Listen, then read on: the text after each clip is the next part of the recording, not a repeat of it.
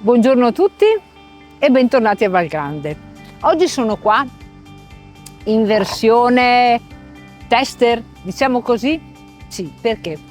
Perché i nostri ospiti in arrivo o le persone che sono qui in alloggio o chi arriva per un pranzo di famiglia, noi cerchiamo di preparare qualche aperitivo, ma un aperitivo particolare preparato da noi.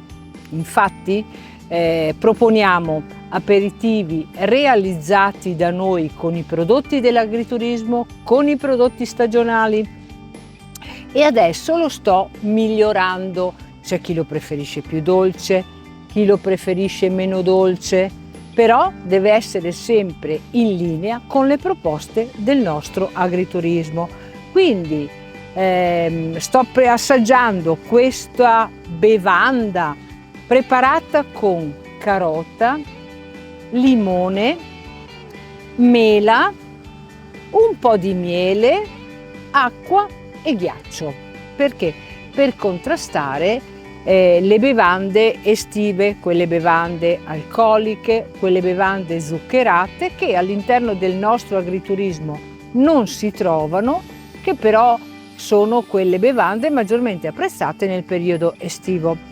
Qui da noi, infatti, in questo particolare momento dell'anno, con queste temperature, le persone possono, accanto alle proposte più tradizionali come quelle per il pranzo classico con le paste realizzate da noi o con le carni di pollame, possono gustare anche dei pranzi, diciamo, in linea con le esigenze della temperatura, che possono essere affettati e formaggi, preparazioni a base di verdure, stuzzichini ad esempio come i fiori di zuccheri pieni, o crostini preparati con una salsa,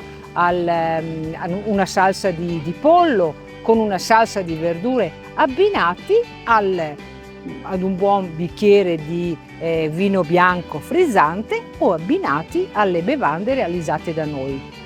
Se siete curiosi di assaggiare le nostre preparazioni estive per contrastare un po' la calura di questo periodo, io vi invito a venirci a trovare, e lo potrete fare però sempre con la solita modalità, quindi prenotando il vostro tavolo attraverso i contatti che si possono trovare tra le pagine social dove siamo presenti o tra le pagine del nostro sito.